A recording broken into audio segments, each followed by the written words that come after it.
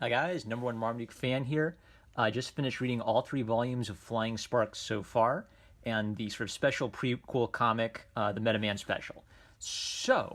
As usual, I'm going to talk about my little quibbles because I'm OCD, but I'm really happy with what I've just read. I give it a solid recommendation, and maybe one of the interesting things about this is John Della Rose doesn't just write comics; he writes books as well. So feel like, and some of his commentary he's done on the craft of writing comics shows he's very thoughtful about this. So even when I kind of have a quibble, there are things kind of on the same page where John is maybe like addressing that same quibble, and I guess it kind of like illustrates the point that comics is a weird medium because you're trying to make dialogue fit together with pictures, and there isn't necessarily a concrete way of communicating what the words have to do with the pictures. So all of these techniques and tricks have arisen to fix that problem, and I'll just dive in and show you because it's better to show rather than tell. So it follows Chloe Anderson, who is Meta Girl. I think she's cute. She's fun. I also like how John kind of subverts the strong female protagonist archetype by having her be weak and having her like not always have an easy time in her fights. It makes her feel vulnerable. It makes her feel killable. It makes me get invested. And so then when she does like kick some butt, then it feels really cool because you know that she's kicking butt as someone who can't just like snap her fingers and make all of her enemies disappear, right? And she even will have trouble like dealing with normie like muggers, let alone super strong villains who are like souped up on crazy chemicals and stuff. Let's talk about the main artist, Jethro Morales. So Morales, I would call this. I think he's someone who has the talent to work for, the big two on one of like the classic superheroes. He feels like a really good superhero artist who's still kind of early in his career. And what I mean by that is sometimes I'll see like a page where, this panel here isn't that dynamic. Sometimes there'll be like a weird perspective shot, but it feels like really authentic, really good, solid superhero comic art. And one of the special strengths is he can draw a pretty girl, which is like one of the hardest things to draw. And I feel like it's really important to this character that she be a pretty appealing female character who also has like, this difficult struggle. There's also a Rembrandt, and I feel bad. I feel like a bad art student because I can't recognize the Rembrandt. I even like searched around for it. So I don't know, is this even a real Rembrandt, John Della Rose, or did you guys make it up? All right, so let me show you this page because it kind of illustrates one of my quibbles, but then also how John is dealing with the quibble. So one of the smart things he does is he has the character's internal monologue visually cued to the character. So Meta Girl's internal monologue is in blue, and Johnny's internal monologue is in green. So color changes, I know someone else is thinking, and he has Johnny reference his suit in the thing itself. So I'm looking at the green boxes, I'm saying, okay, who's thinking? Suit, it's him. This is the guy who's thinking. Now, I got a little confused here because he says it's been a couple days since I've seen Chloe, the girlfriend Paul mentioned. I didn't know she was Chloe at first. So then I kind of had to like read down and say, wait, who's Chloe? And then come back here. Oh, okay, she's Chloe, right? So that was an example of my quibble where I wasn't 100% sure what was being referred to. But John has a really consistent pattern of making everything as simple as possible. Green, it's this guy, and he'll even like keep it on a page. So you'll never like switch between green and blue in a page. You'll like turn the page and it's someone new thinking. And that's really important too because a page is sort of a visual period or a visual stopping point. So when you introduce a new idea, go on to this next page to introduce the new idea. If it's on the same page as the old page, ideas start getting mixed up. All right, so it's a continuous story. Let's see, I've already talked about how I like how Meta Girl is vulnerable.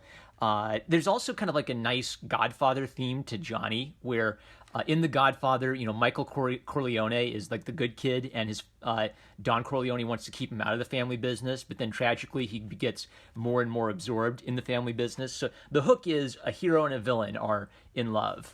Chloe is Meta Girl, the hero. Johnny is a villain, and I kind of like the theme that he has a superpower, but he keeps it secret because he doesn't want people to know about it. He's purely a white-collar villain who fences stuff, but he also has kind of a sense of honor where he doesn't want to kill people except in self-defense. He wants to, give his clients like privilege and not reveal their secrets, right? So he has this sort of code of honor just by being a crook.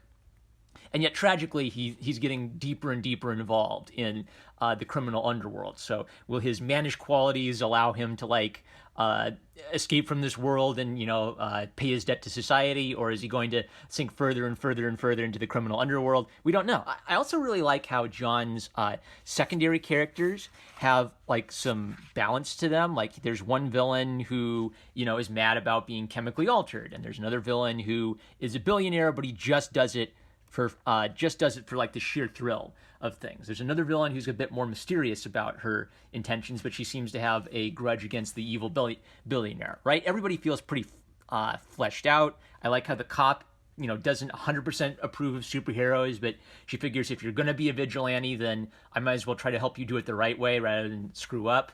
I like this kind of anime style art too. This is a completely different artist. That one is by Will Callaghan and Emmanuel Ordaz Torres. That's kind of interesting. I'd like to see a book in that. I don't know, not quite Dragon Ball Z. It's like a East meets West mashup.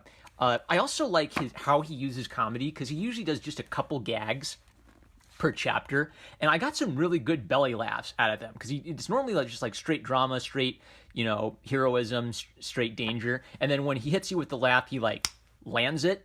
The dialogue feels natural and it fits in, and then you put two and two together, and I'm literally laughing out loud.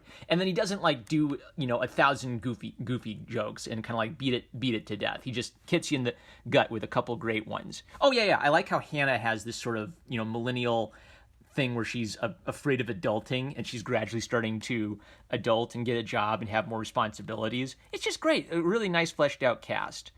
Anything else I want to say about this chapter?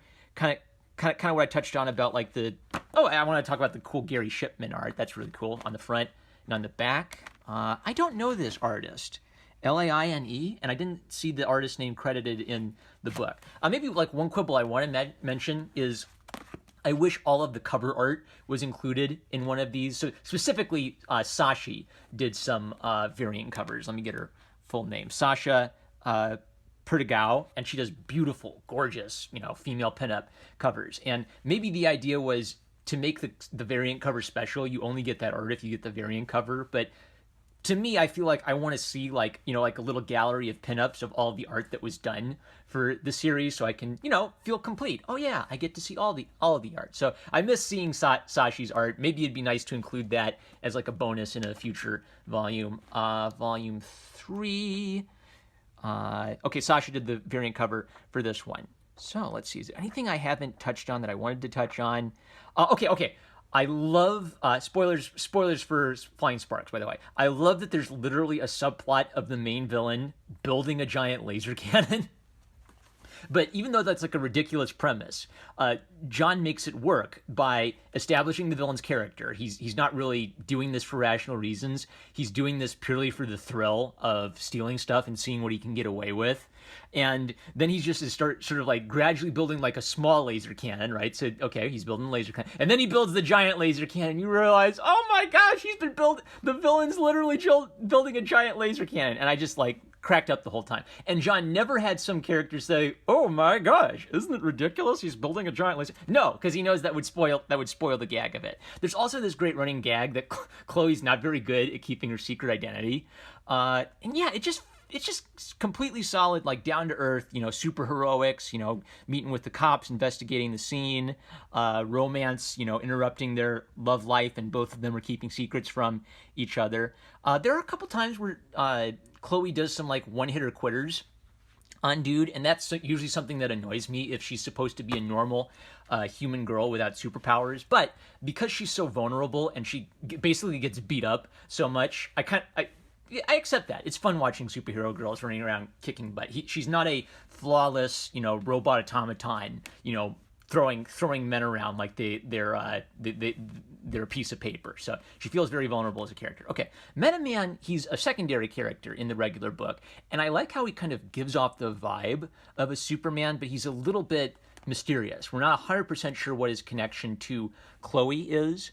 There's a completely different artist for this one, and that is Mike Aban. It's not as polished an art style as the regular artist. Hold on, Jethro Morales. So Jethro Morales is kind of like on his A game. He's like not perfect, but really close to being like a top tier superhero artist. I would say that this art feels a little bit more indie. But I really like things like the capes fluttering. It has a real great dynamic energy. Maybe like the one thing I'd like to see is a bit more line weight on the characters, kind of like to pop them forward from their surroundings a bit. It's got a great like evil communist, like Dr. Malicious subplot. Great theme of like a man trying to balance his responsibilities as a husband with his duties to his country, to God and country, right? And there's a mention of Nixon, but it doesn't feel like a political whammy at all. Like the theme is, spoilers by the way, the commies are afraid that Nixon will be too tough on them, so their plan is to kill Nixon, which feels like John, kind of like making a little political point. Yeah, Nixon, I like Nixon, right? Which is unusual. Like, I kind of hate how there's this default belief that anytime you show Nixon, Nixon's supposed to be default bad guy, and anytime you show John F. Kennedy, John F. Kennedy's supposed to be default good guy. So when John upsets that a little bit, it feels kind of fresh. It makes sense to me that the communists would be mad at Richard Nixon. But then he has like Richard Nixon kind of be smarmy and ask for a photo op with Metaman because he's clearly interested in his own political interest, right? So it's not like John is like saying I love Richard Nixon. He's just doing a nice little plot twist. I'm sure like his John being a Republican has something to do with why he kind of shows Nixon in a more positive light in this, but he's not lecturing me or trying to make me like Richard Nixon. He's just telling a story that features Richard Nixon as a character that actually makes sense in the context of the world and is actually kind of balanced. So I dig it. Okay, one more quibble. So spoiler. At the end, Metaman reveals that his wife has died and he's got to give his son up for adoption to give his son like a better chance at life. So he adopts his son Richard to the Andersons, and I kind of put two and two together that she's Chloe Anderson, his son is Richard Anderson, maybe she's his granddaughter, but that wouldn't be that obvious to someone who wasn't very carefully reading. Also, we've never seen her father, Richard Anderson, so it's kind of like dun-da-da, Richard Anderson, but who's Richard Anderson, right? I wish we could have seen Richard Anderson or had a little flashback or like explain it to the dumb people why that's important, but I kind of put two and two together and I realized, oh my gosh, spoilers, she must be his granddaughter. That's why Metaman is so interested in her being a superhero. Wowza. All right, so John's doing really good superhero work. It's a blast. You should check it out. I don't know if the Metaman specials, hopefully he offers that again as like a bonus for whenever he does the next volume. It is a continuous story. It leaves me, wanting to read the next one and see what happens next. I wouldn't mind seeing a couple little like dinky adventures, right, that are like self-contained stories within this universe while you're also building the bigger story. But grade A. I really enjoyed it. John said he was going to deliver some really pure, really fun superhero books. These are really pure, really fun superhero books. With that, I'm #1 Marmaduke fan. I love you guys, and I'm looking forward to the next campaign. Love you. Catch you later.